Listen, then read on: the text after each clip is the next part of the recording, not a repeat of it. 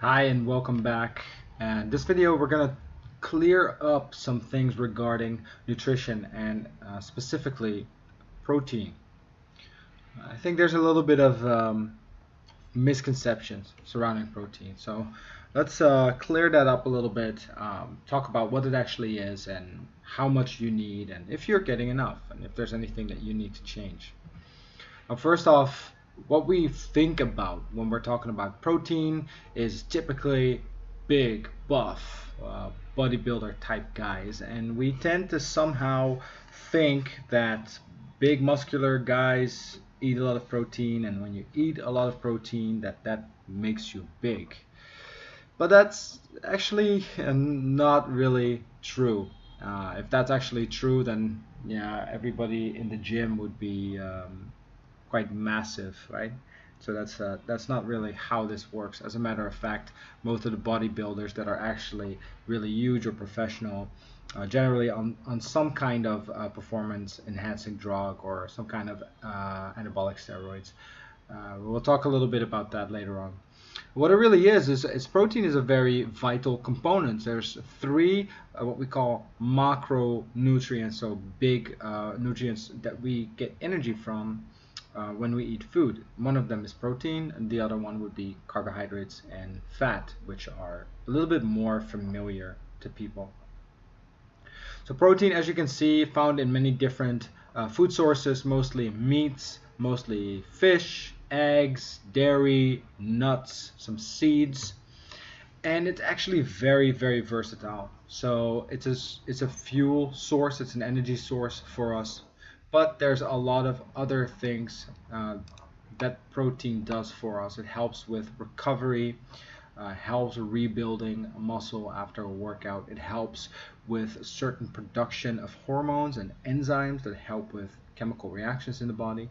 It also helps with the immune system, so it helps to fight disease. And there's many more things. So to simplify it and say that protein is used to build muscle is not really doing justice to what protein is.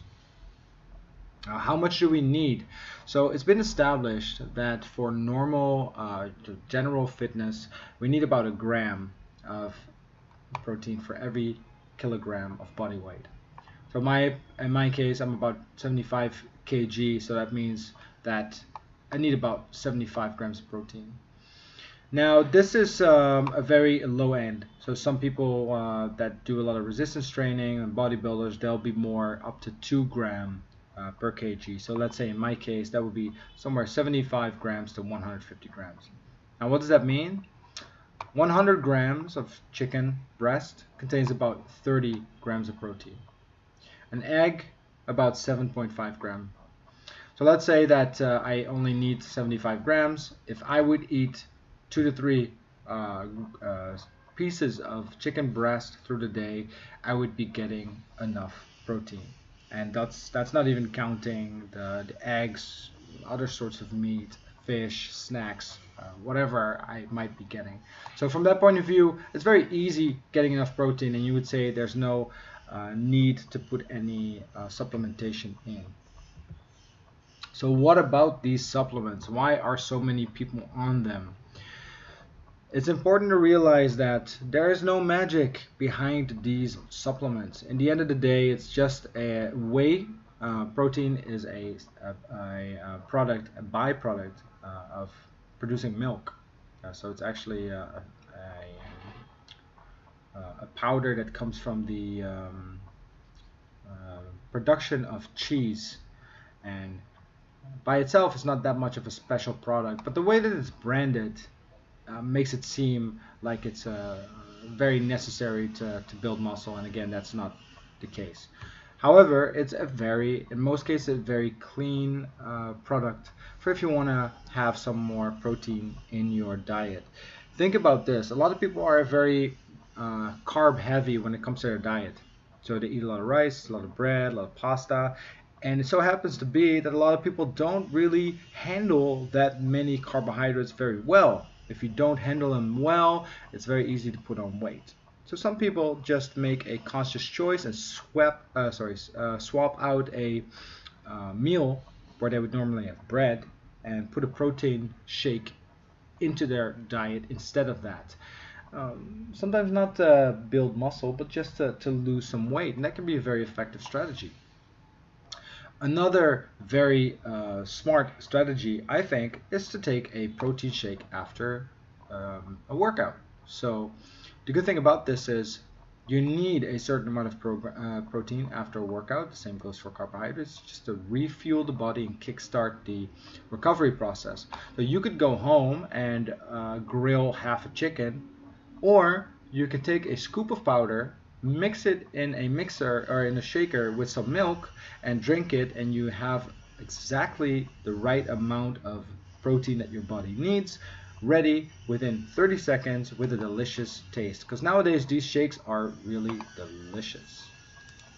So that could be a reason to put protein shakes into your diet. Not necessarily because you think it's going to make you super strong or fit or muscular, just because it's an easy and smart choice to get the right nutrients at the right time. As you can see, these are different divisions of macronutrients depending on your goals. So weight loss, a certain division, 20% of fat out of your diet, 25 to 45% carbohydrates, and 35 to 50% protein for weight loss, right? So that's interesting.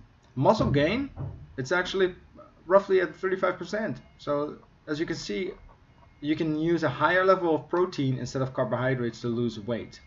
Now we'll delve a little bit more into what macronutrients exactly mean and how you need to decide how much you need of each. But this just goes to show that the amount of protein that we need always, no matter what your goal is, significantly high, right? And it's not necessarily connected to muscle gain. I hope this clears some things up, and I also hope that it makes you realize that protein shakes are not magic. They're not going to turn you into a bodybuilder, and there's a lot more value to them than just gaining muscle. If you have any questions about this, let me know, and I will see you at the next video. Bye.